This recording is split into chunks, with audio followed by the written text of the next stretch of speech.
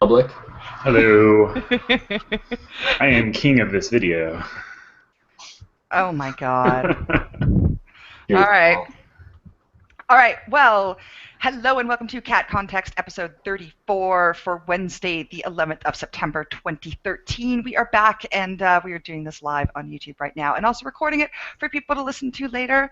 And this week we're going to be talking about a lot about PAX and what we saw at PAX and what we thought of the things we saw at PAX and all that sort of stuff. All three of us were there last weekend, and it was a cavalcade of game news. So first, Elendriel is back as always. Hey, Ellie, how's your weekend going?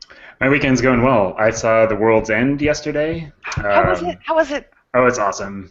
It is really, really good. I love all of their movies in general. Yes. Only thing I haven't watched is Spaced, the TV show. Have you watched Oh, it? I have. It's on Netflix, so you should watch Yes, I will be watching it soon. it. I like it. Yeah, I highly recommend it, especially if you like the other movies.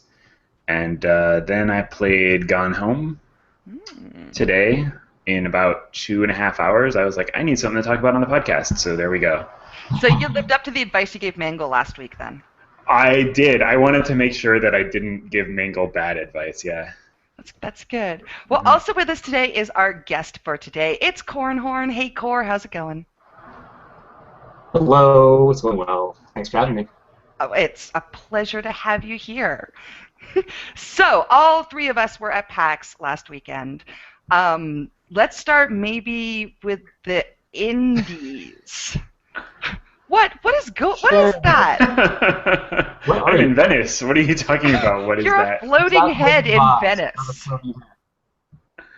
All right. Let's start with the indies. So, maybe Core, I know you were in the indie mega booth a lot. Why don't you tell us about some of the cool stuff you saw? Oh, sure. Indie Mega Booth was my favorite place for the whole con, really, just hanging out with all the devs. The coolest part about that was they're all really interested in talking to you about what they're doing and like taking your feedback seriously. So I think the top five that I had was the group that made Space Cam has a turn-based like card game tactical thing. It's called there's it, Ironclad. But that was pretty sweet. I played Beat Buddy, and I've actually bought that. Then there was another one that Lior, you played, the Lovers of an what is it? Oh, Lovers in a Dangerous Space-Time. Yes, Lovers in a Dangerous Space-Time. That game, I'm like really excited for. It's pretty far out. I think they said maybe next year, but that was basically like a little two-person co-op game where you're a little pink bubble, you're flying around in space, and you're shooting things that are trying to kill you while you save bunnies. Mm-hmm. That was awesome. That was awesome. What other stuff was good? Let's see. Escape Goat 2 was pretty funny because it's a goat that's got black magic powers and is trying to save sheep. He has to escape. And then I think my other favorite one was a game called Necro, which kind of was a top-down kind of Diablo-style game, at least that viewpoint, but it was more like you're micromanaging little minions and you had to go complete quests, like RPG kind of stuff, so that was kind of sweet. So, would you say the indies interested you more than the AAA booths? By far and large, yeah. There were a couple AAA booths that were pretty, pretty good, pretty interesting. I wanted to try Elder Scrolls, but I didn't get a chance to because the line was always really long. The Oculus booth was in like one of the bigger areas, and then WildStar I sat in line for. But I really had a lot more fun at the indie booths just because the waits were shorter, one, but the guys that were manning the booths and the gals that were manning the booths were really interested in what you wanted to do and what you wanted to play. And they were taking feedback. It seemed like everything you said that was something they were taking mental note was fun. So that was pretty awesome. Yeah, they're super approachable. I don't think there was the mega booth last year. There was. Well, was there? I don't know. I feel like it wasn't as big or something. That was the area in the back, right? Was that? Yeah. That was there last year, yeah. Oh, was it? Oh, maybe I just wasn't paying attention. But there was a lot of indies there this year, and I thought it was really cool. How about you, Ellie, for indies? For indies, I spoke with the dev of Escape Goat 2 for a while, and we had a good conversation. I played through part of it and watched somebody else play through the other little half of the demo, and then I ended up paying him what I wanted for the game, which is what he was doing at the at his booth. He was just doing pay what you want. I gave him $20. Which may be high, but I also got a T-shirt out of it, so the T-shirt was part of that money. It seemed like a pretty fun game. I heard good things about Lovers in a Dangerous Space-Time, but the PAX 10 booth was like jam-packed every time I went by it, and I didn't really like feel like / want to push my way in. Scapegoat was one of those, but it was on the edge and there wasn't much of a line, so that's why I jumped in there. Other indies, I heard good things about Capsize, I think. Contrast, about Contrast. Contrast, yeah, that was actually pretty good too. Yeah, that looked pretty good, but I didn't actually play it. Or I saw it while walking around, but I didn't play too many indies this year. No. I was just sort of like didn't really want to spend a lot of time standing in line. And all the indie booths were like completely jam-packed, so. They were, and the PAX 10 in particular, which was upstairs on the 6th floor, was really, really, really close together. Like, yeah, there wasn't a lot of small room. booth. Yeah, I was kind of disappointed by that. I think you guys have mentioned all the indies that I really liked. Oh, Audio Surf 2 is one that neither of you guys have mentioned, and which I was like, oh my god. Audio Surf is probably one of the games I put the most hours into of all time. So the fact that there's an Audio Surf 2 and they kind of kept the Audio Surf and added like Tony Hawk style air. Oh, really? Oh, that's awesome. You launch off the sides when you have bonuses to do like tricks and stuff. Yeah. Oh, that's pretty sweet. And it was fun because, like you were saying, Core, you know, like we got to talk to the guy who wrote Audio Surf, and like, I mean, I've put a lot of hours into that game.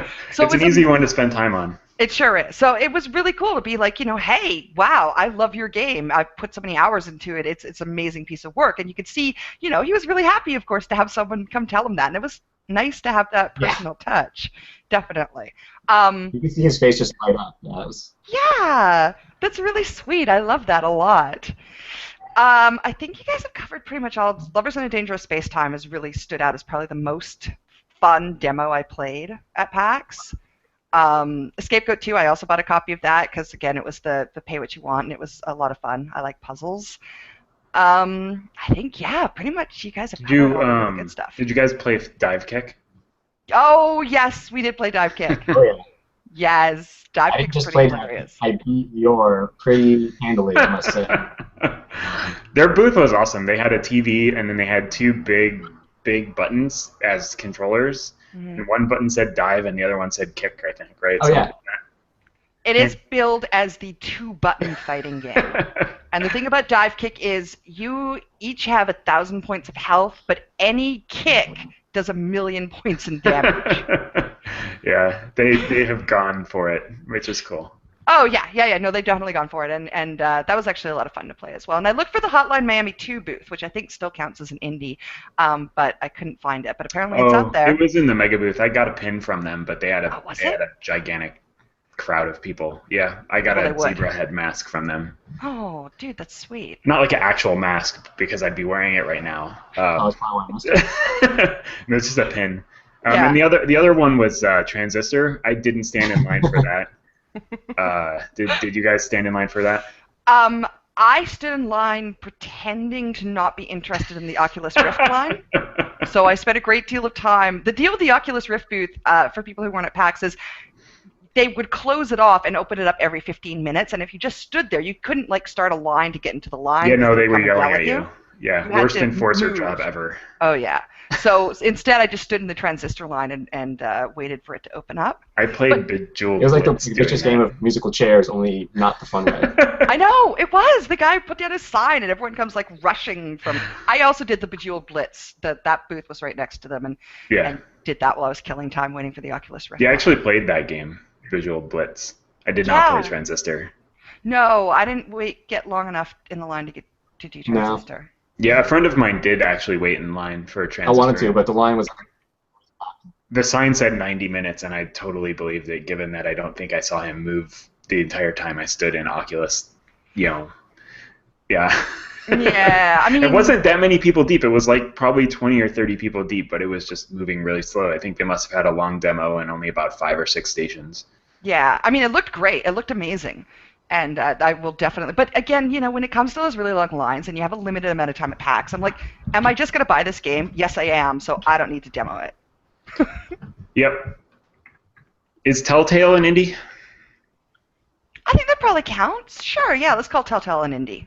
So in that case, I really liked what Telltale had going on. They have a game called The Wolf Among Us, which is apparently based on a comic book series called Legends? Fables. That's the one. Fables. And it's basically fairy tale characters in the real world, hidden by magic. They've been living in Brooklyn, apparently. And it is very much like The Walking Dead. It's going to be episodic game. I think they said that they have announced it for Steam and Mac and PC. Pointedly, the developer did not tell me that it would be on iOS, but he hinted very largely that that was only because it hasn't been officially announced for iOS, not because they weren't actually working on that port right now. My expectations is going to be everywhere. So we did stand in line for that. The very first day we got in the line, it wasn't super long, or we didn't think it was. It ended up being about an hour. But it was really cool. You play as the big bad wolf, who's like a sort of hard-ass film noir detective, and you meet Mr. Toad, and he's a spunky, foul-mouthed British toad, and you do some stuff, and it's pretty awesome. I'm super excited for that, and I hope that it is somewhat less depressing than The Walking Dead. Probably so. For people who have read Fables, like the characters are all straight from there, so it's pretty cool to see those characters that you know and potentially love in your game. Yeah, and even as somebody who didn't, I was immediately intrigued. Say that again, Cor? Is that going to be a single-player title, or? Yeah. Mm-hmm. Yeah. Okay. It's a single-player, more or less point-and-click adventure title. With some QuickTime events stuff, just like The Walking Dead. Cool. I think we played it on Xboxes or something, but. Oh yeah. Did either of you go play with the Xbox One or PlayStation 4? Yes. Yes. I played the PS4 for Final Fantasy, or not Final Fantasy, no. Final Fantasy 13 was on PS3 still, wasn't it? Or was that? Yeah. Anyway, I went to the PS4 booth and played. It was like a puzzle game they had set up. It was really pretty, but it was just, I kind of hopped on to see what the controller was like and what the graphics were. I didn't really play it for the content one because the game that looked more interesting had like much longer lines. So. Right. Oh, that's cool. How about you, Ellie? How was your experience with the next gen? Yeah, consoles? I grabbed the PS4 also. I stood in a 2-person line for Drive Club. Okay. At these things, what you usually do is don't worry so much about the game. I mean, what I usually do, especially if when I'm looking at like the new hardware or something, is I don't go for the games that everybody's standing in line for. I just find the one with the shortest line, which happens to usually be buried in the middle, right? So I just sort of like dug my way in there, and then somebody left, and I was like, oh, I'll take over now. So I played that on PS4. I don't remember if I played the Xbox One. I saw the controller, but I don't remember if I played any games. That's cool. I don't know if the controller is different enough for me to have immediately noticed or not. I think I probably tried Drive Club, so I must have played a PS4 then at some point. Did you try Drive Club or did you try The Crew? Oh no, I tried The Crew. Sorry, I get my driving games confused. It's okay. I played both of them. Well, that actually leads us nicely into the triple A's. So maybe we can talk about Ellie. What triple A's did you play or did you see that were interesting? Next. That good, huh? How about you? Yeah, no, I don't even remember what triple A's I really looked at. I saw the mech game, the Titanfall. I saw people playing that. I actually sat down and played Saints Row 4. That was fun. That's a fun game. They were demoing wireless video technology, not necessarily Saints Row 4, but I guess that game's already out, right? You could have just bought it. Yes, I do know that. I really wanted to. Yeah, but I sort of, like you said, the lines that I'm interested in standing in are not usually for the games that I already know I'm going to buy. Like I think I avoided all of the MMOs this year because chances are I'm going to play most of them because of you guys and your fickle nature. Oh yeah, sure. Blame it on us. Too much. Not your uncontrollable game buying problem. Nope. That is definitely not an issue. I don't know what you're talking about. Core, AAAs.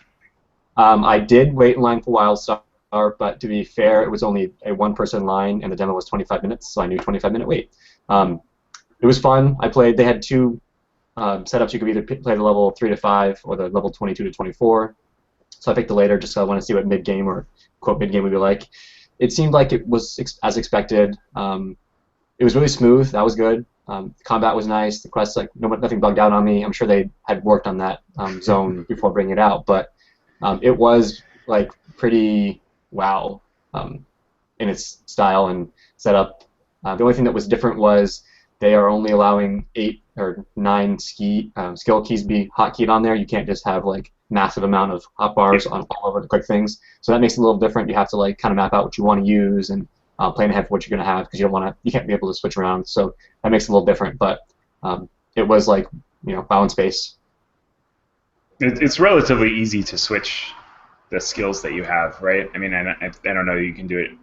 Could or would want to try and do it in combat. I don't know, but right. It was, at least the demo version that I played, it was out of combat only. But it was just open your skill tree, pop skills in and out. But it was out of combat for that. That's cool. I managed to have the opportunity to play a bunch of AAAs because I got to do the extra early media access. Whatever. I know, yeah, I'm showing off now. So, because of that, we got an hour on opening day to go in, which means I got to skip a lot of the lines, which was a good time to try them out. So I played WildStar as well.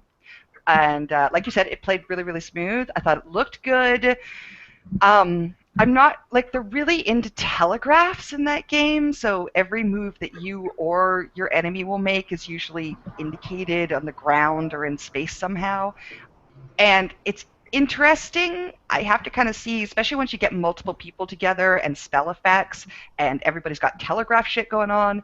I'm not sure how that's going to look. You mean the 40-man raid with 40 blue circle, square, triangle, wedge combination? Yeah, I can't imagine that you will see everybody else's targeting circles. Yeah. You'll probably see yours, and you'll probably see the bosses or the enemies. Right. I mean, that's the only thing that really makes sense. But well, except for the healing ones that also go on the ground, and you need to know where to stand.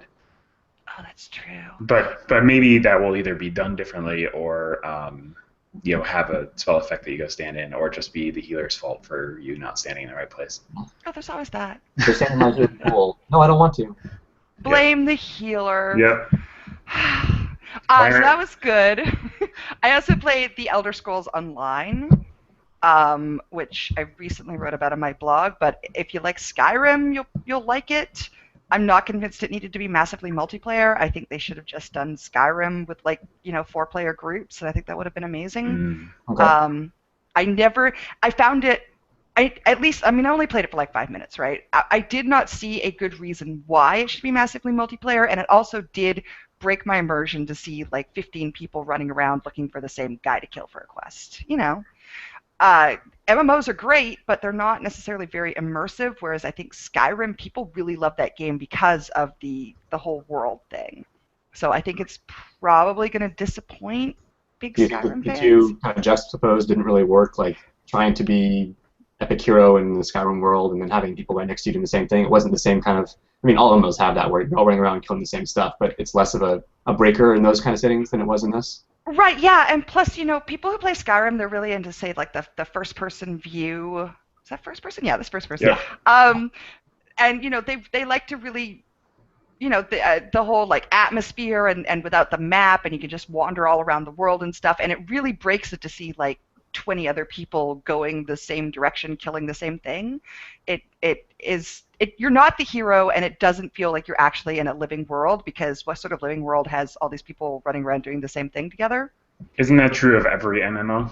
It is absolutely. I just think that the audience for Elder Scrolls Online is coming from a Skyrim background, and that's something that's very important to Skyrim players. So okay. I think particularly with this MMO, it's going to alienate its player base. But I think that is just a natural part of being an MMO, which is why I think it should have been just like a small group game, personally, in my incredibly educated opinion. Super media pass education opinion. Yeah, that's my super media education. Oh, I thought of a sweet AAA for when you're done. Oh, no, go ahead. Bring it on. Dragon Age Inquisition. Oh yeah, I do Yeah. smile like you really want to play it right now. I actually really do want to play it right now. Yeah, I took a bunch of video on my camera at the panel, which I should upload and then hand over to you so that we can link in the podcast notes. Yeah. Ew. Synergy. But oh, so sad. You are part of the media now. No, that game looked really good, and sorry, there was somebody driving outside my window, and then people keep pulling up. Squirrel. What? Squirrel. Yes. Yeah, that game looks awesome. I want to play it right now. I wanted to play it right then, and the Skyrim discussion reminded me of it because it looks really big compared to other Dragon Age games. Like they're like they dropped you into the middle of the story somewhere or whatever, and they're like showing off.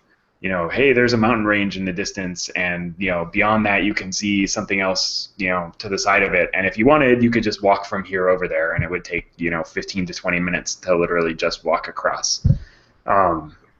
If you did that at the point in the story they were at, everybody would have died, and they all would have hated you. Okay. But that's Dragon Age, right? Like if you don't make the right choice, then everybody dies. That's true. So between 1 and 2, they kind of changed the combat. Does it look like between 2 and this one, it's going to be similar or more like revamping again?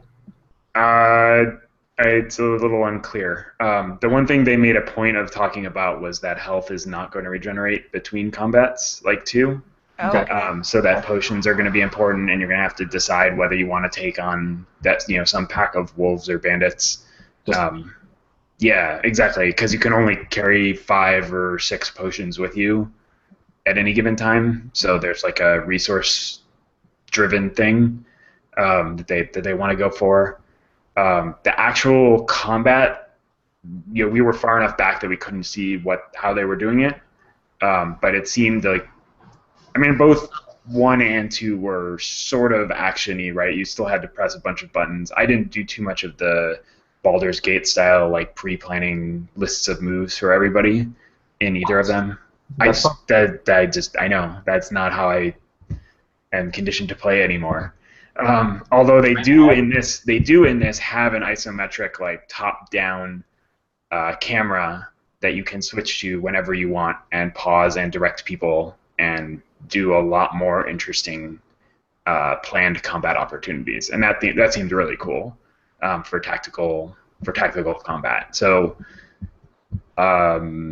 it would be really cool if it was a mixture, because I felt like the combat in 2, I played a warrior, and it felt a little bit stale by the end of the second act even. Yeah, absolutely. It doesn't really, you learn it and then it's not exciting to keep going with it. So yeah, I think as a mage it might have been a little bit better because you have combos and stuff you can do, but I just really didn't. I felt like I was just running around button mashing, basically.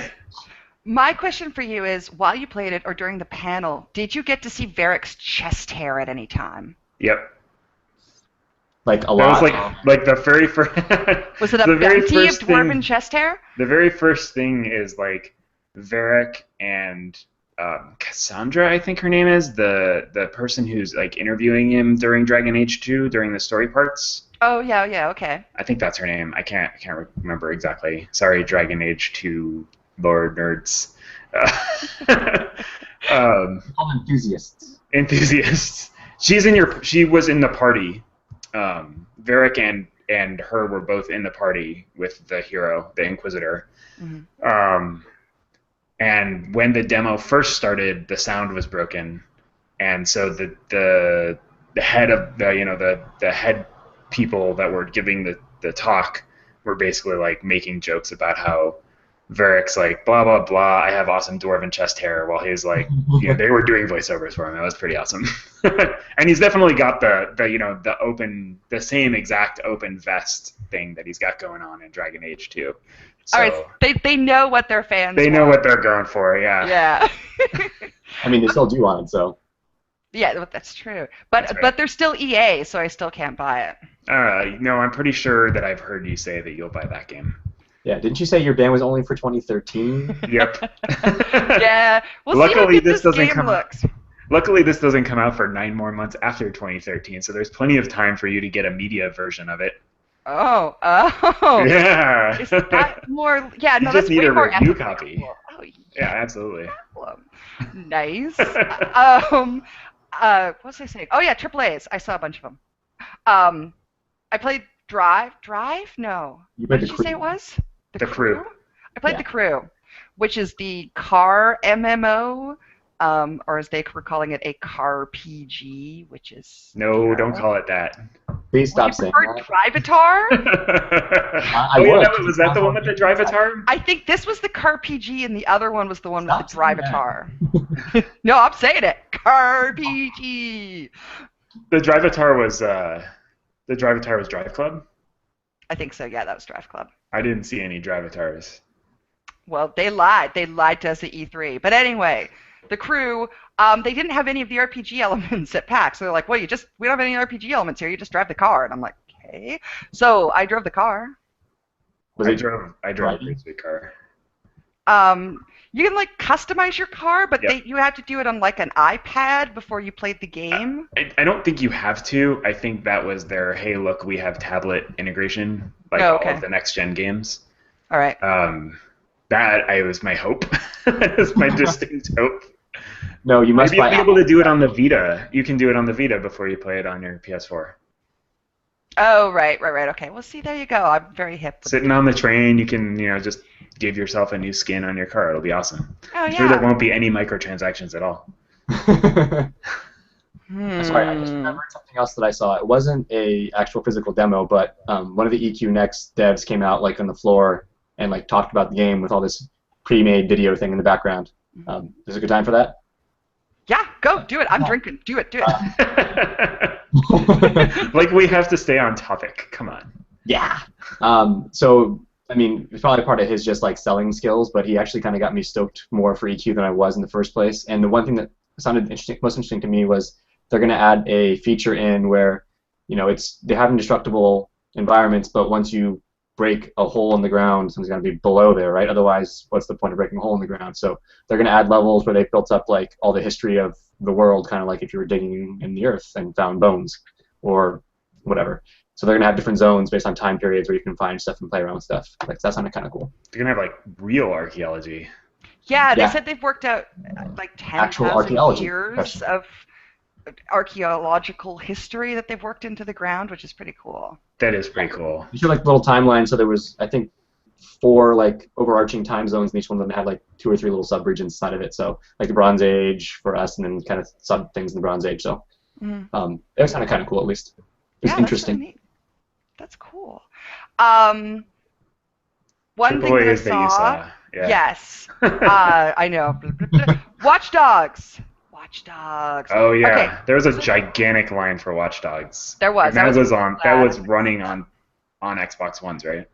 Yes, and tablet. So the demonstration that they gave at Oh, PAX right. was a race where the player was on his Xbox doing the race.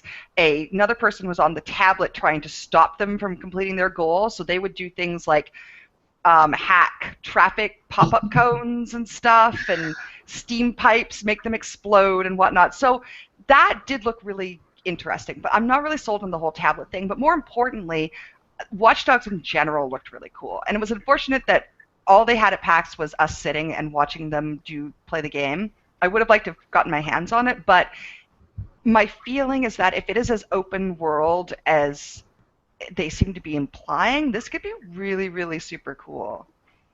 I mean, at one point, the character is walking past someone and sort of looks at his little, hacking information tool, and it pops up that they're a serious pro-life supporter. And he's like, bloop, bloop, bloop, and then steals all the money out of his bank accounts. So little things like that, if there's a fair bit of that where you're able to just sort of, randomly judge situations, or for example, you can cause a ton of traffic accidents in Watch Dogs, but if you go and save people before their cars explode, you'll get a reputation in the city as being, a sort of vigilante, but kind of a hero. Whereas if you just cause a lot of car accidents and let everyone die, you'll get a worse reputation in the city. Yeah, it's okay you don't have a car anymore because I saved you after I broke it. Well, exactly. But no, I thought that it sounds really potentially cool. Yeah, it seems cool. That's a launch title. It's one of the ones that you can buy bundles for, of, I think. Oh, is it? Okay. Yeah, there's a PS4 Watch Dogs launch bundle and probably an Xbox One one also. Is it going to come out on PC too? Probably. You're going to do Xbox and Sony, then probably not. Yeah, if they do both of those, they're not going to constrain it. So that's true. That's true. I mean, and a bunch of the exclusives are actually like Xbox One and PC exclusives, or PS4. Console exclusives. They're not exclusive because right. Yeah. That's cool. Not sell the game. I'll definitely get that when it comes out. Yeah, that seems like a good one. Was the Division there? I did not see it there. I remember that from E3 as being. Yeah, that was one of the ones from E3 that I was interested in, but I didn't see it either. No. Yeah, so that's really it for AAAs. But let's talk about Oculus Rift, because let's. Was in the AAA area, and all three of us tried it. Ellie, I hear you went back twice. I went back twice and almost a third time, and should have gone back more times than that. I am sold on the Oculus Rift. I will buy one when it is a real product. What? Were you a skeptic to start, or? No, not really. Okay. Let's see. So I played with the Virtual Boy when that was a thing. That was like one of my early introductions to VR. Did you buy the Virtual Boy, or did you just play with somebody else? No, my friend had one. Okay. It was terrible. What do you mean it was terrible? It was a headset you could see in and play a game? Except it wasn't a headset. It like had a stand. It had like a tripod, and you had to like bend over and put your face in it on the table. It was ridiculous. Really? Yeah. Oh yeah. That's crazy. Okay. Yeah. Anyway, that was bad. That was a bad version of VR. The Oculus Rift is a good version of VR. I was a little bit skeptical just in terms of I don't want to wear 3D glasses when I'm at home and like looking at my TV to watch something. Mm-hmm. So something that's even more sort of encapsulating or whatever. This is a dark mask that you have to put over your face, and you can't see out at all. Mm. It's a mask and like noise-canceling headphones, so you are completely deaf to the world. And you're completely immersed, and like it was really like. When the demo was done, the demos were about 5 minutes long. One was Hawken, which they've been was one of the early games to get Oculus support, I think, and the other was some racing game. Although you were just a passenger, you weren't actually driving. And they told us at the end to like raise your hand and they come over and get you or whatever. And I like raised my hand and. I knew they were coming over, but when they tapped me on the shoulder, it was still sort of like, oh, whoa, this is weird. Like, so I can't imagine being in a household with one of these things with other people walking around, right? And I mean, like, I don't have kids or anything, but if there's kids, I don't imagine that I will ever have time to use the Oculus except when they're asleep. And frankly, everyone playing, and I'm sure I also looked this way too, but everyone sitting at the Oculus booth, they all looked kind of silly. Open. Yeah, there's a lot of the like. Yeah. I have my jaw hanging. I didn't think on the podcast. I didn't think about it, but you put that good point. Like just being deaf to the world, like it's going to be a lot of good YouTube videos, people playing pranks on their friends while they're immersed in that thing, and like they take it off. And that's going to be a lot of going on. Yeah. That said, it was awesome. Like the racing game. I don't know which one did you guys do? I did the racing game. I did the racing game as well. Okay, so one of my favorite parts about it was that, besides the fact that I could like literally turn and look over my shoulder and see the guys behind me, mm-hmm. When I wanted to see like the rear view mirror, most games just like put that in the middle of your screen, or like have you press a button to bring it up. This one, I just sort of tilted my head to the side, and hey, look, there's wing mirrors, and I can see what's behind me, and then I can have one eye and look at the wing mirror. It was totally badass. Same thing when you're like going into a corner, right? Like, I don't know, when you're driving, you usually turn your head and look ahead of you in the corner, and follow where your car is going to go, not where your car is going. And so when we were going into a corners, I was just like naturally looking into the corner, and I was like, oh wow, this is how it's supposed to be. That was awesome. So yeah. The depth of the virtual reality experience really surprised me. I was expecting it to be kind of like novelty crappy. Yeah, exactly. But then you look around and you can literally, like, I looked down at one point and I could see the chin strap on my racer's helmet. And you're looking behind you, and at least in the racing game, the clouds were photorealistic, and it was, I mean, I was seriously like leaning into the turns. Yeah, exactly. Oh, totally. Yeah, sitting in the floor in the middle of PAX looking like an idiot. Yeah. So it was good. The big thing, the one thing I did find jarring, and that I think, Corey, you made this point after we tried it ourselves, was I looked down and the driver's arms were doing things that were not my arms, and I found that to be jarring in the experience because everything else was so seamless. It's like, who is this guy? Who are these arms? So they're really going to have to come up with some interesting peripherals or controls or integration. I mean, I think if you were actually driving that car and your hands were on like a steering wheel peripheral, and it just tracked that, I think it would not feel as weird. Same thing with pedals. Yeah, so I think they're going to have to do that. So I think you're going to see a lot of different peripherals for it. I mean, I can already think of like, guns and swords. The other thing that makes me wonder is even for things with controllers, I am old and not good at controllers, and if I can't see my hands hitting the buttons, I'm going to have a hard time, reaching for the right buttons. So you know what you need? What do I need? You need an Omni. Did you see the Omni thing that was upstairs? Oh, that's combined with running. It is a not treadmill. Yes. Yeah, Corey, you and I talked to I guess he was like one of 10 people at the company. And like one of the guys that were in good enough shape to run all the Yeah, and they were playing a Half-Life demo. And they basically wear this big old utility belt that like sits on this ring, and you're on a half dome thing, and you put on special shoes that are kind of like golf shoes, but with like plastic, proprietary plastic instead of spikes, and you like slide around on this thing, and it figures out which direction you're going, and whether you're trying to go forward or sidestep or whatever. And then he had a sweet gun controller and the Oculus, and I mean, clearly he had done that demo like hundreds of times. That exact demo, and there was not a lot of randomness, so he was like totally hamming it up for the crowd. Right.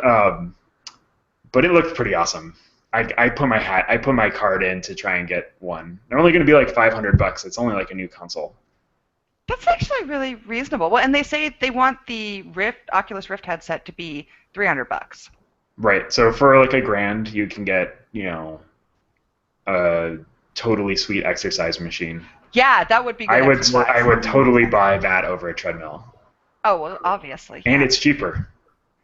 I'm not going to be very good at like big maps, though. Don't worry about it. No, that's true. And I think I'm not sure whether the Oculus Rift itself is ready for households, but I think the technology behind it is really cool, and we will actually legitimately see that in gaming in the next few years. Oh, for sure. It's not just a fun thing. The thing I really hope is that they turn it into a multi-platform peripheral. I want to be able to plug it into my Xbox or my PS4 or PS5 and Xbox 2, as well as my computer. And I just want to be able to like basically plug and play it, right? And have it be through HDMI or whatever. I think it gets data through USB and video through HDMI. I'm not 100% clear on that, and kept forgetting to ask them because I was so excited to actually play with it again, to wear it again. But yeah, I mean, I would absolutely see myself doing that. As long as I knew that I wasn't gonna randomly get interrupted. Mm-hmm. Yeah, no, it was really cool. I'm glad I tried it. It was way, way, way better than I thought it was going to be. Yeah, but when the guy came over to take off I'm doing the thumbs up when it was over. Yeah. And he came over and he took off my headphones and he's like, I'm taking off your helmet. I'm not sticking my fingers up your nose. No Thank way, you. I swear. But that is actually, because it's got the strap over your head. Yeah. And I'm thinking, some days I don't want that on my hair. So that's more of a concern for women than for men, I think, or maybe just for people who care about their hair more than me. Well, okay, that's fair. But no, it is. I think it's going to be a bit of an uphill struggle getting the actual physicality of it for what people will do in their own homes. But it was really cool. And I heard it's super disorienting to be in a game and look down and not see your feet. I heard that that's one of the things that throws people off the most is not seeing their hands or their feet when they think they should. Yeah, that makes perfect sense. Imagine a lot of stuff where people are going to be leaning and falling off chairs as well. Right, which is why, boom. That's why that Omni thing has a ring. I think they learned early on in the prototyping phase that they needed some way to keep you standing. Yeah. Nice. Did you guys have any issues with the 3D in it? I don't think so. As far as the tech or as far as my brain comprehending the 3D-ness of it? Either. So the tech, I didn't really have too much. When I first put it on, it was calibrated to the previous user, so one of the cameras actually poked me in the eye, so I had to come have him fix it for me because it was pressing my eye, and I couldn't open my eye anymore. Once that was fixed, and I would have been nice to calibrate it because I was actually kind of looking to my left the whole time to look straight, but that's all personal stuff you could fix if you actually had one. The hardware seemed to be just fine, the tech seemed just fine. As far as did I almost have a gag reflex vomit thing, during the first turn of the car, I was kind of still in the mindset of regular video games, just look forward. And when the car turned and my head didn't turn, so once I knew not to do that anymore, it was totally fine. But once you got to play around with it, your brain would kind of figure out what's going on. Right. Yeah, it was pretty cool. Okay. Yeah, I was gonna say it was one of the better 3D experiences I've had. With it didn't make me feel like when you go to a 3D movie and you have the crappy glasses on and you sort of still see both images. At least I do. I don't know. Maybe that's because my eyes are bad, but whatever. I just didn't have any of that problem. So that's Did cool. you have glasses on when you were wearing it, or were you popping? I did it both ways. I did it one time I had the glasses on, one time I didn't, and they said that you can adjust. You can adjust the focal distance separately, so that you don't have to wear your glasses. They're building it to accommodate glasses or not. And I also asked them. They said that if you have multiple people in the same household that both want to use it, you can set up profiles, or they're adding support for profiles so that if you and I were both going to share it. I could keep my viewing settings and we wouldn't get screwed up, which is really important, I think. Mm-hmm. Oh, for sure. Yeah, I did not wear my glasses with it, and everything was slightly blurry, so I think it would have been better with my glasses. Yeah. Definitely. But we have to move on to panels, because I know we all attended some cool panels, so I thought we should talk about them. I haven't started with Core yet, so Core, what panels did you go to, and did you like them? Hi. I went to the Future of MMOs with the MMO people. It was one of the developers for WildStar, EQ Next, Elder Scrolls, Warhammer 40K, and Guild Wars 2. So those 5 people on the panel.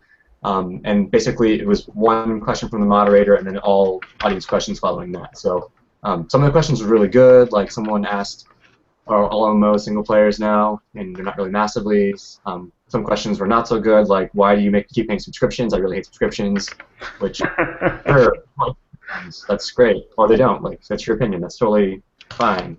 But I thought that panel in general was good because a lot of the guys were giving very candid answers. They weren't just giving canned answers that their marketing team or development team told them, only say these talking points. It wasn't a political debate for, ring whatever for a senator kind of thing, where everyone says the same answers. So that was kind of cool. And sometimes they disagree with each other, which was kind of cool to see, not company opinion, but personal opinions, why the development team had chosen to, let's say, stay with the Holy Trinity or kind of try not to do that. That kind of stuff was really sweet. So in general, that panel kind of got me excited for the possibility that these guys are trying to make better games. We'll see if it happens or not, but they're really looking for it. Did And then I anyone also, stand out on the panel? You thought had good answers? sorry, say it again. Did anyone stand out on the panel in particular?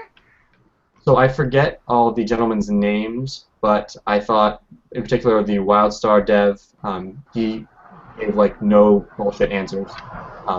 If he thought something was dumb, he said that's dumb, this is why, or vice versa. Like if you really love something, he said so.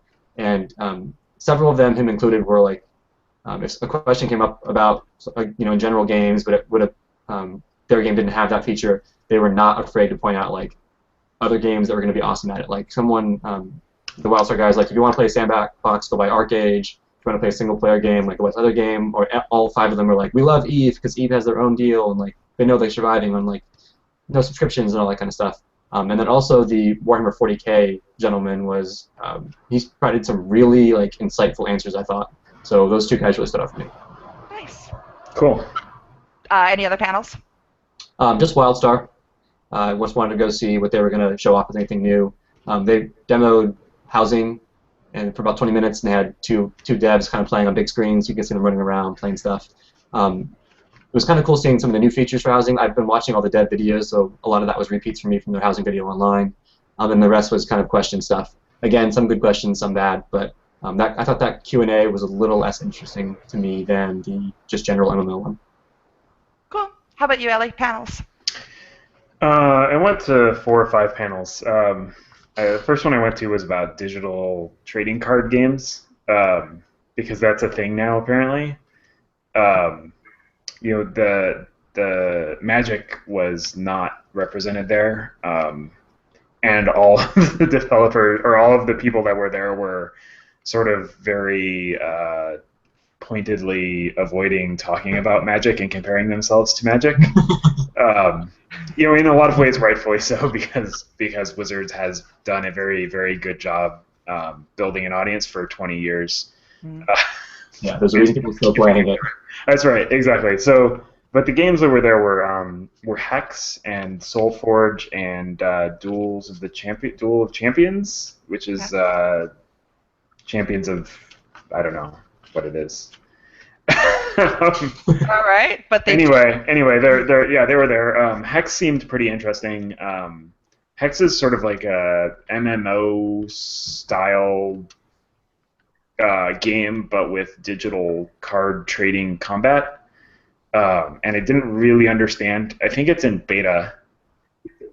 Yeah, that face that you're making there, Core, that's kind of the face when I was like, this seems both interesting and confusing.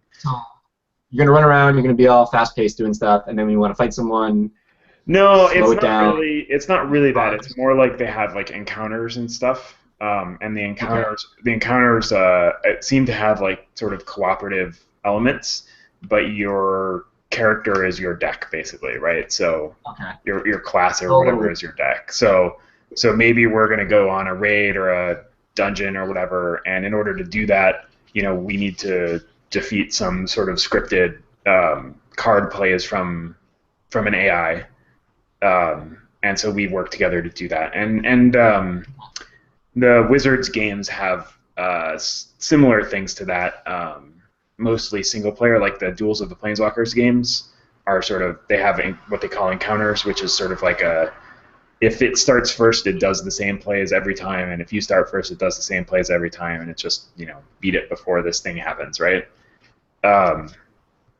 So I don't know how the cooperative stuff will work. I don't know how any interplayer stuff will work. I believe that was a Kickstarted game. It seemed pretty interesting to me, and I think I may have heard of it before, but definitely haven't played it. It's not out yet. I think that goes forward, like, it wouldn't be too scripted, because then you could just be like, you need a deck that has this many of this card, this many of this card, play them in this order, you win. Right, yeah. Yeah, I'm interested to see how that happens. They also have a cool thing where you can modify your cards on the fly. They're doing like a socketing type thing where cards have sockets, and then you like put your gem in your socket, and it like gives your guy haste, or it gives your guy trample, or first strike, or like you can switch out abilities basically. Because that's cool. The other one was Soulforge. I think I've talked about Soulforge here before. It's much more straightforward collectible card game. They have a leveling mechanic where when you play a card, the card that goes back into your deck is a better version of the card you played, up to 3 levels right now. So some cards start out weak but are strong late, some cards are strong early, and so there's a lot of tactical choices to be made there. And then Duel of Champions has been out for a while, and I don't know, it's the Might and Magic universe. I just read my note. So it's in that universe, and I don't know, the whole thing is interesting because these guys are actually doing cross-platform stuff. Many of these card game things, like they're all talking about how I can start a game in the morning on my iPad and then finish it later on my PC or whatever, which is cool. Cool. Yep. I also went to Dragon Age panel. I went to one about gaming versus gambling, and the regulations and legal, both psychological and legal issues involved in both. That was a pretty interesting one. I expect that the talk is online, and I would just tell you guys to go either look it up or find the guy had PowerPoint slides. So one of the guys was a child psychologist from the Children's Hospital in Vancouver, and he works with kids that are addicted to gaming and various other things. And he's done a lot of. He also did another panel on school shooters versus violent video games and why that is or isn't a good thing. And then the last one I went to was the gender diversity one, which was interesting and juxtaposed with other things that happened at PAX that we may or may not want to get into this We're week. not going to get into that this episode. All right. That's like a month's worth of episodes all at once. Yes. Yeah. Yes. Needless to say, it was an interesting panel, and I learned some cool stuff. Nice. I also went to the MMO panel that Cora was just talking about, and I agree. The guy from Warhammer 40K, they introduced the panel, and they're like Guild Wars 2 and WildStar, and then the MMO, the 40K MMO guy, and I'm like, 40K MMO guy? Like, who are you? But it turned out he's actually done a lot of work with Funcom, and also he was really smart and had interesting things to say. So, did he work on Age of Boobies? It took me a minute to figure out what game you're talking about, 'cause aren't they all Age of Boobies? I don't know. He talked a lot about Secret World and Anarchy Online. Okay. Yeah, those are two you've got. Funcom did do Age of Conan, right? They did, yeah. They're Age of Okay. Conan. Yeah. Okay. Or Age of Boobies, as the case may be. So yeah, no, he was really cool, and I agree. Jeremy Gaffney, the guy from WildStar, was pretty cool, and it was. Everyone was really candid, and it gave me a little more perspective. It's easy for me as a player to be like, why don't they do blah blah blah, and for them to say, well, you know, we have these design issues, and the Warhammer 40K guy, who I wish I could remember his name, but he made the point at one point. He's like, this person has just asked for us to simplify MMOs. This person has just asked us why we have condensed classes over the years. Like, nobody knows what they want. So it's impossible for us to give you what you want because you don't even know what you want, which is true. Game players are terrible game designers. Yes, as it turns out. But Yeah. I think we're so good. I also went to the WildStar panel, which was good. It got me pretty excited for the game. I still have some reservations, but the housing looks really, really cool. And I wasn't too sure about the housing because I'm like, how creative can you be with modular, blah, blah, blah. But seeing it in action, you can be pretty creative. It's going to be pretty fun. One of the cool things that you can put in your yard in WildStar is different types of combat trainers. So either you fight increasing difficulty mobs, or they have like a telegraph trainer, which will just telegraph attacks, and you have to try and get out of the way and stuff. Yeah, which I thought was really cool, because there's always been a lot of complaint of how do I learn how to play an MMO inside the game, and that's the way to do it. We talked to some devs at the WildStar party later that night, and they, we did. The WildStar party, by the way, was off the hook. It was really cool. And they talked about how there is some plans for things like neighborhoods, perhaps not at launch, but it is in the works. Things like if you traverse an entire zone, you will get something to put up in your home that will let you automatically zone there. They talked about potentially when you're at your home, pirates will come zooming in and try and take some of your stuff. So you have to go defend your home or get your neighbors to look after your house while you're on vacation kind of thing, which I thought was actually pretty cool. That sounds terrible, actually. That sounds like that sounds really cool conceptually until you actually go on vacation and you come back and your shit is ruined. Well, he made the point of saying that was something they said, like, these are all things you can try, but we're going to work.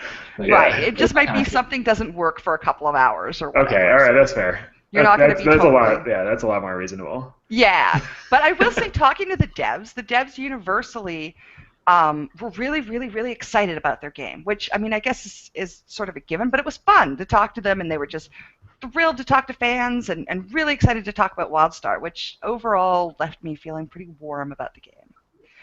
The other panel I went to was about community management, which was very, very interesting. But the big thing was at the end, someone asked the panelists, there's someone from BioWare, someone from Maxis, which are two hard-working reps with SimCity and Mass Effect 3, and a couple of amateur volunteer game community managers. But someone said, how do you feel about controversial language or disrespectful language? And one of them said, well, we have a zero tolerance policy on using rape as a gaming term. And everyone applauded, and people were standing up and cheering. And given other things that happened at Penny Arcade later, that was a very positive experience.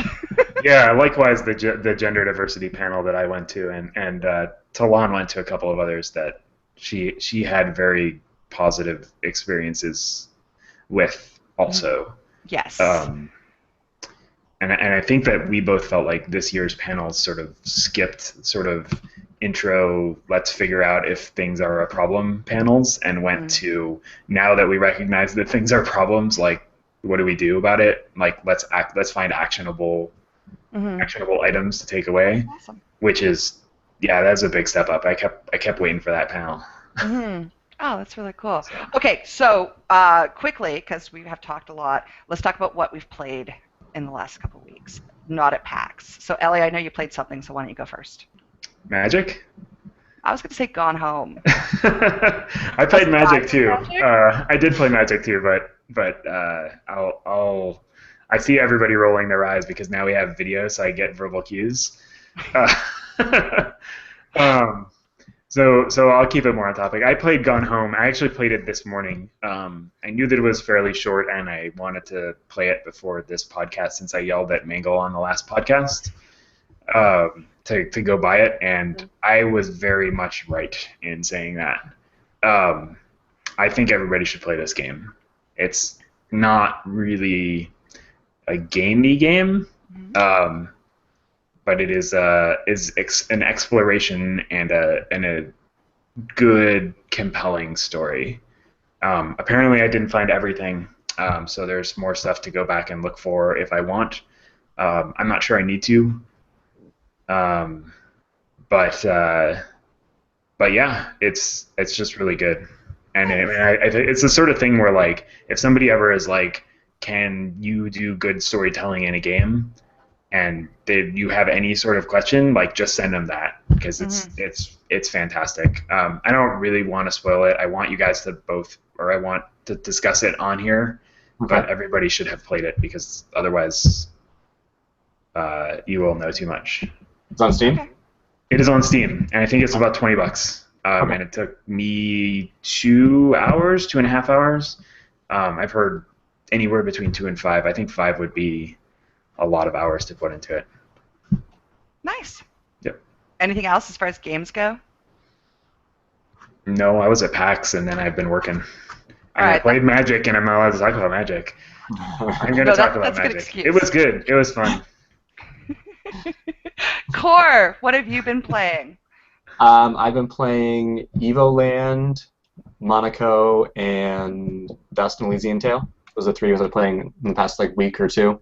Nice. 3 indie games I picked up in a Steam sale this year for summer. And Evoland is kind of a cool little game where you kind of basically play to the evolution of every Zelda or Final Fantasy style game, from like straight up 2D, only walk up and down, straight left, to 3D fighting real time stuff. So The game idea was really cool. The game itself is fine. Nothing really wrong with it, but it wasn't super exciting after a while. But I thought the idea was really cool, so I tried it out. Monaco, I've only played it a couple times with the cats, and it's really a little fun, steely, run around and get beat up by guards. I don't know how to describe it. Maybe you can do a better job than I do, Lior, but I don't know, it's a really cool game to play with a group of 3 people, your friends. Like, it's a lot of fun.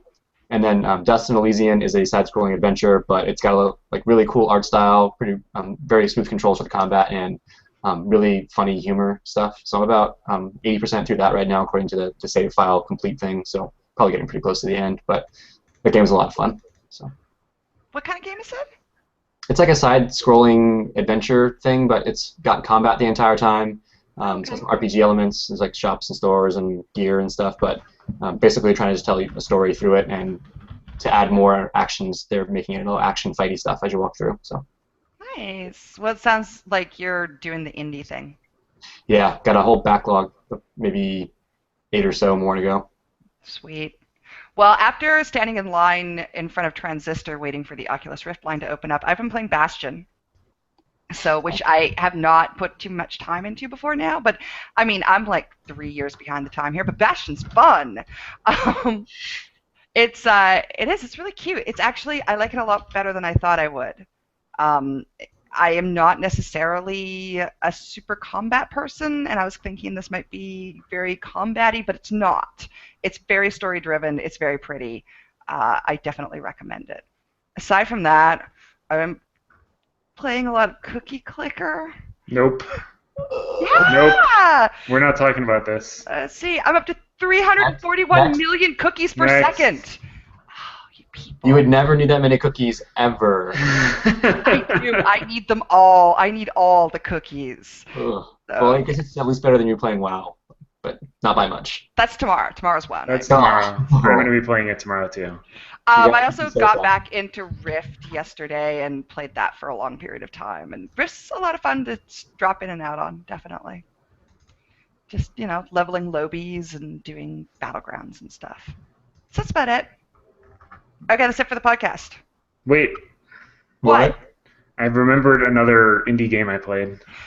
From an hour ago. Okay, what is it? It's called Boo Bunny Plague. Okay. Did you see this one? No. I walked past it and I didn't play it, though. You are a giant metallic robot bunny who smashes things with guitars. Okay. It is a musical adventure game. So all of the cutscenes are like original silly songs. Yeah, it was fun. Did I talk about Beat Buddy at all? I don't know if I did. That was like another original. You did. You said it was really awesome and you bought it. Yeah, I bought it. It's like another original everything. It's not, you don't have a bunny guitar thing. You're running around going through an adventure thing, but all the music was made for it, and that was kind of cool. That was a lot of fun. Definitely. Okay, well, speaking of indie games, this week we are going to be giving away beta for early access for Card Hunter. Card Hunter is a digital trading card game like Ellie was talking about earlier. It launches on September 12th, but if you see this video and would like to get in for early release, you should call or email us. You can leave a voicemail on our website at liorblog.com. Click on podcast in the main menu, and there's a little thing over on the side that says leave us voicemail now, and you should click that and leave us voicemail. You can also email us at podcast@liorblog.com. You can tweet me at Liors, Liores. And I have 3 beta codes for Card Hunter, and I would like to get them to you. Fancy. I know. So we will be doing that, and that is also where you can find more information about the show and the show notes and all that good stuff. So I think that's it. We'll be back in 2 weeks. And Card Hunter is fun, so you guys should send in those things. It's super fun. It's like trading card meets D&D. Yeah, it is, and you can play it in your browser, so you can do it at work. I have never done that. Okay, I have, but yeah, no, it's really fun. So go ahead, give us a call, leave us some message. Everybody, the first 3 people to do so will get Card Hunter beta keys. So, woo. Yeah, that's it. Thanks for coming on the show, Ellie. Yep. Thanks for having me. You're welcome. Thanks for coming on the show, Core. Fun as always. And that's it. we're out of here. So until next 2 weeks from now, have fun, keep on playing. Bye! Bye.